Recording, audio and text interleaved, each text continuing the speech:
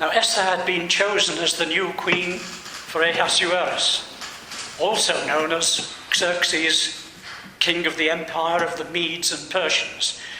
Mordecai, her cousin, who had raised Esther as his own daughter, discovered something. When the virgins were being gathered together, Mordecai was sitting at the king's gate. Now, Esther had not revealed her kindred or her people, as Mordecai had charged her. For Esther obeyed Mordecai just as when she was brought up by him. In those days, while Mordecai was sitting at the king's gate, Bigthan and Teresh, two of the king's eunuchs who guarded the threshold, became angry and conspired to assassinate King Ahasuerus. But the matter came to the knowledge of Mordecai, and he told it to Queen Esther, and Esther told the king in the name of Mordecai. When the affair was investigated and found to be so, both the men were hanged on the gallows. It was recorded in the book of the annals in the presence of the king. Now, I'm going to move to Esther chapter 4 and reading from verses 1 to 19. After the plan of Haman is thwarted by God's intervention through Mordecai and Esther, the newly promoted Haman, out of hatred for the Jews living in the empire, deceives the king and receives approval for his evil plan to kill all the Jews, whom he was labelled troublemakers. We now read of Mordecai's reaction and action.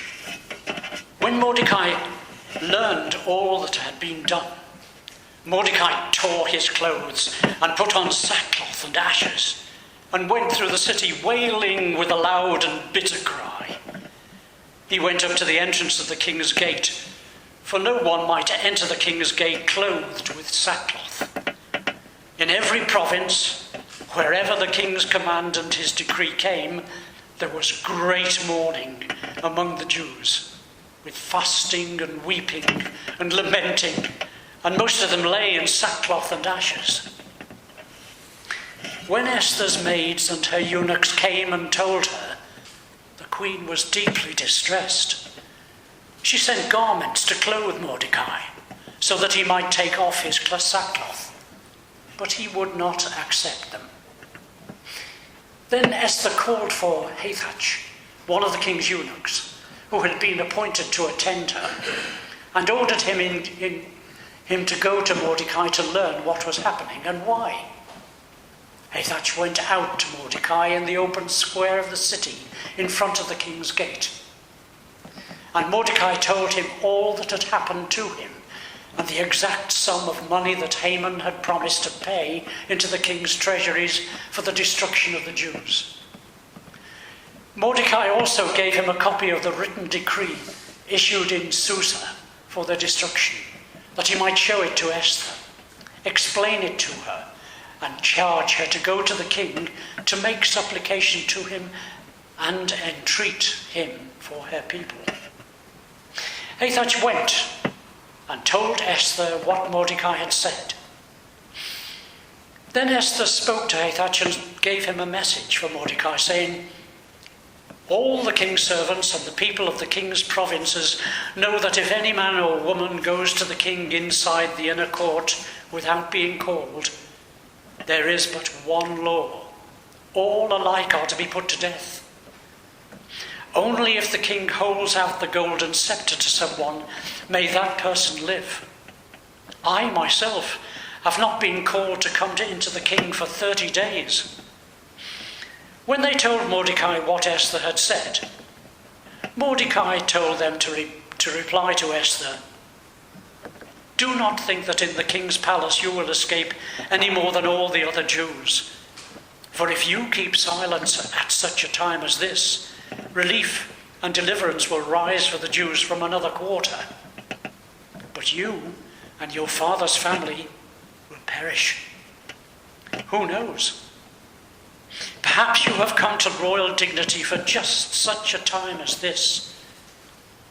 Then Esther said in reply to Mordecai, "Go, gather all the Jews to be found in Susa, and hold a fast on my behalf, and neither eat nor drink for 3 days, night or day. I and my maids will also fast as you do.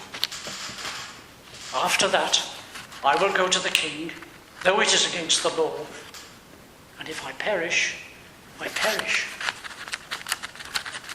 Mordecai then went away and did everything as Esther had ordered him. Now I'll carry on to the last chapter of Esther, chapter 10, very short one. And after the plan of Haman is thwarted by God's intervention through Mordecai and Esther, we read, "King Ahasuerus laid tribute on the land and on the islands of the sea. All the acts of his power and might, and the full account of the high honor of Mordecai to which the king advanced him, are they not written in the annals of the kings of Media and Persia? For Mordecai, the Jew, was next in rank to King Ahasuerus, and he was powerful among the Jews and popular with many kindred, for he sought the good of his people and interceded for the welfare of all his descendants."